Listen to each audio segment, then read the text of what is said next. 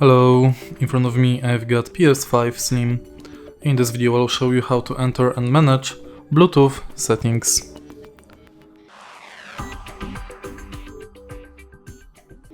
In the beginning, let's go to settings and now go to accessories.